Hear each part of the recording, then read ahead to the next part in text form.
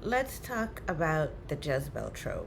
The Jezebel Trope is a racial trope that was born from the Bible, unlike the buck or the mammy that were born from um, antebellum literature.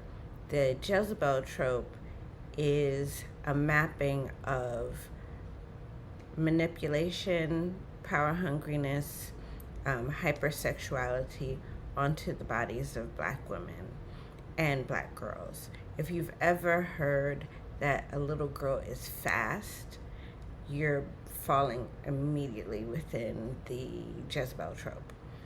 The Jezebel Trope at its heart pits black women against white women.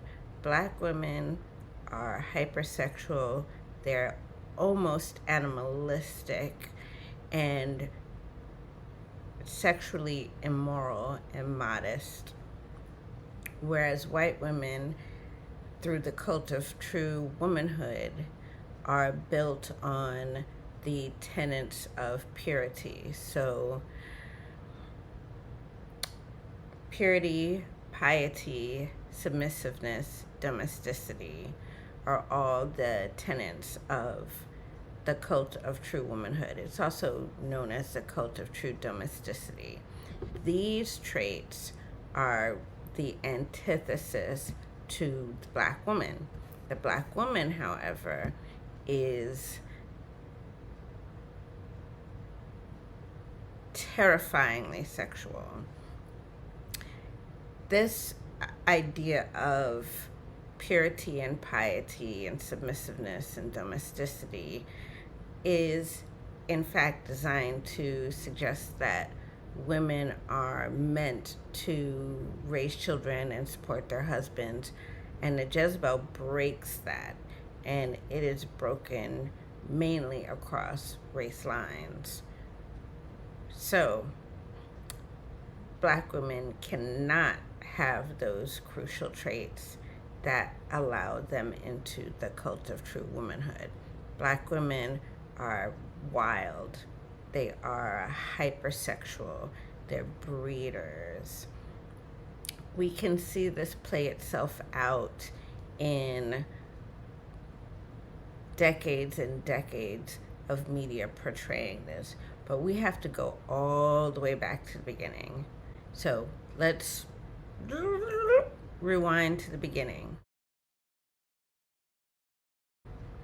Before that idea of the cult of true domesticity or the cult of true womanhood was born, before the height of the transatlantic slave trade, which we all know stole Africans and bred them like chattel for labor, the idea of black women's bodies as exotic and as sexual existed from the first colonizers that arrived on the continent.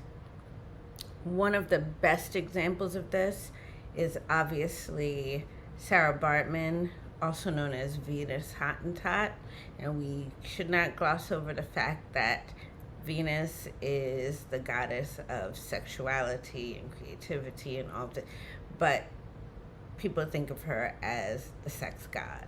So Venus Hottentot, and Hottentot was what they were terming the people from which Sarah Bartman originated.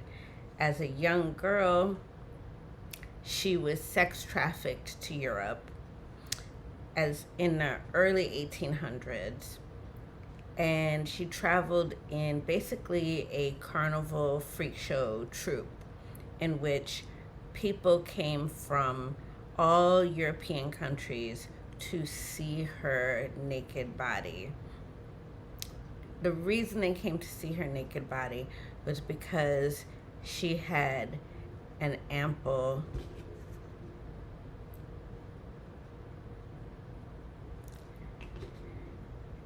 and these white men desired and were horrified simultaneously at the size of her bottom.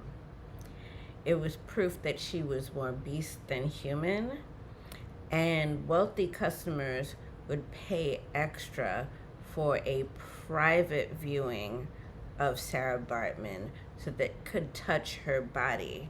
But obviously, we know that they probably did a lot more than just touch her body. The white women, however, found her body to be so, how do I put it? So, white women began to create a fashion trend based on Sarah Bartman's body. You're probably familiar with this: the bustle, the hoop dress, all to give the appearance of having the ginormous bottom that Sarah Bartman naturally possessed. So here is where it gets interesting. If you're unfamiliar with Sarah Bartman, even after death, they still showcased her body. She was dissected, and people could still come and see her body, her brain, her sexual organs in Paris until 1974. So, like, put this in perspective. She died in 1815, but they were still showing her remains until 1974. It wasn't until 2002 that her body was returned to South Africa. Excuse me? What in the entire...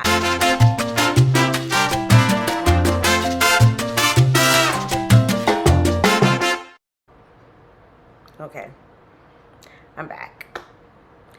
This obsession with sexualizing black women still continues. Louisiana passed a law in 1786 requiring black and Creole women to cover their hair. It was called a Chignon law.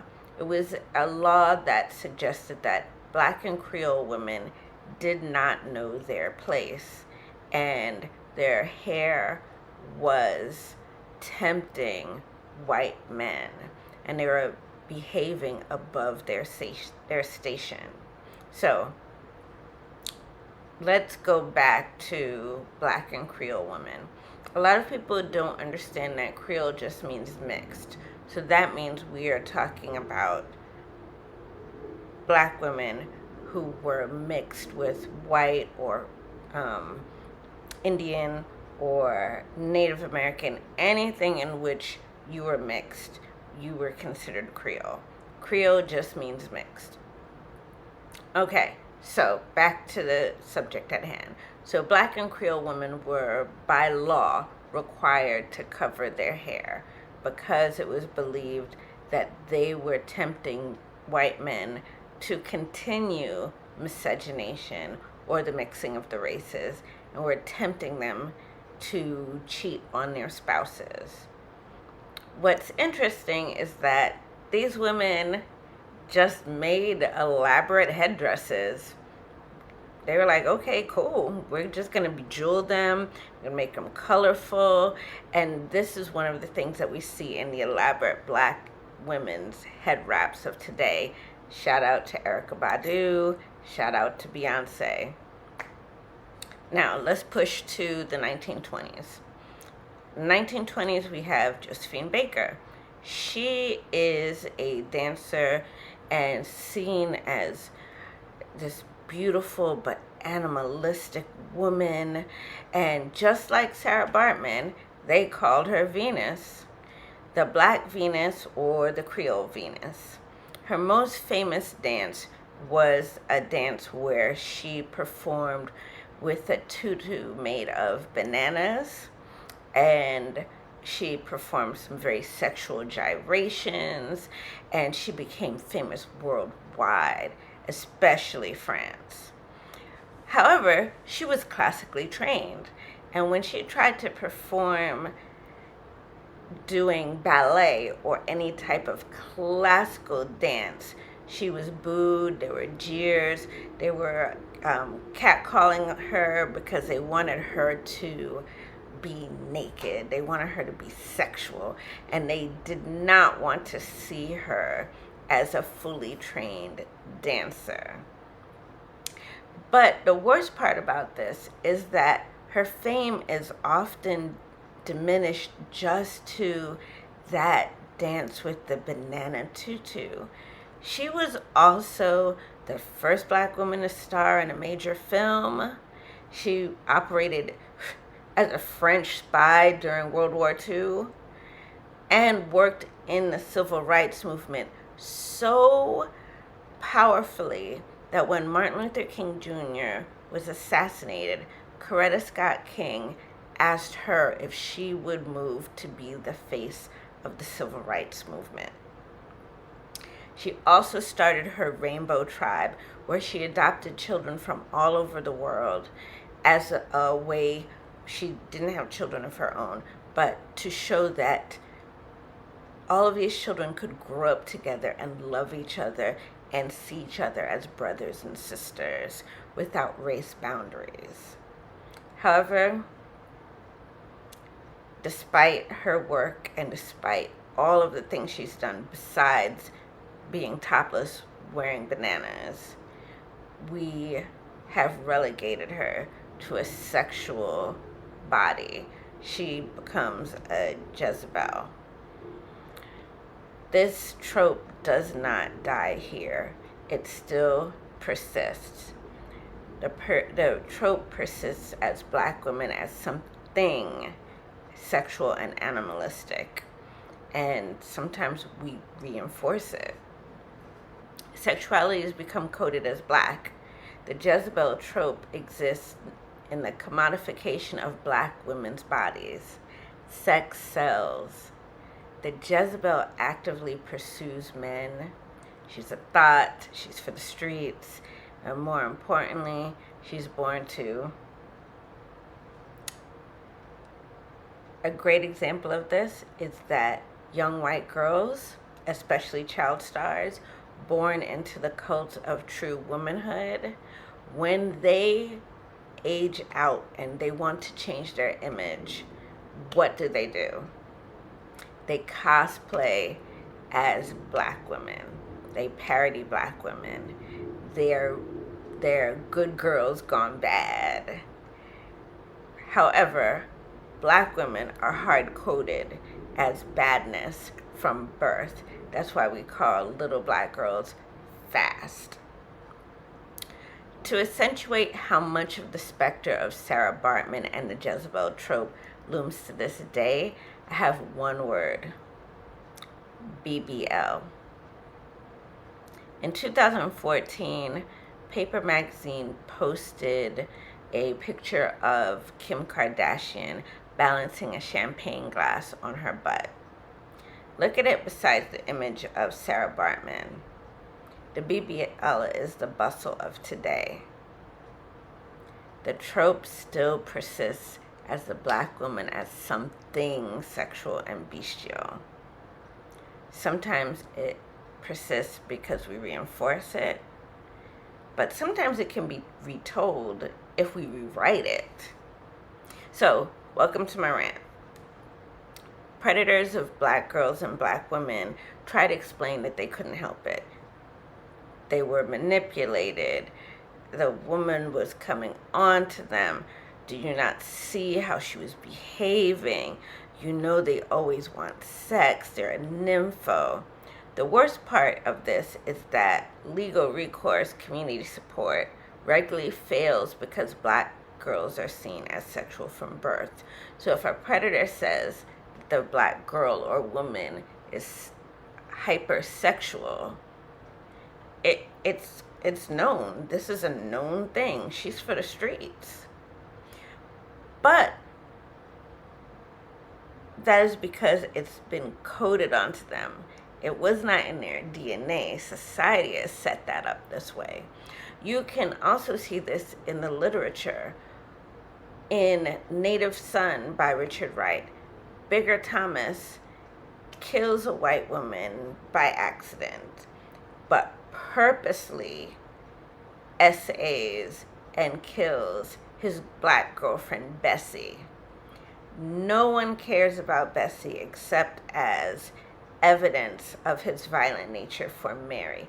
He is going to pay for his murder of Mary, but not what he did to Bessie, because Bessie doesn't matter. And he even announces at the end of the book that he knows it doesn't matter. In The Bluest Eye, Pecola is abused by her mother for seducing her father and getting essayed at 14. All right, if you're not into novels, Aaliyah, she married R. Kelly at 14 because age ain't nothing but a number, remember? So she's been sexualized by a grown man at that age. This is what the problem is. The choice is whether or not to own our sexuality or reject it.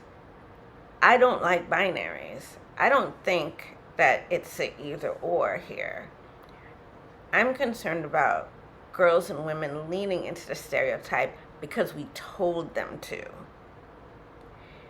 If we allow the Jezebel stereotype to die, then black girls and women can express their sexuality in the ways that feel natural and right for them, and therefore rewrite the Jezebel stereotype and own their sexuality, as opposed to having people map it onto them.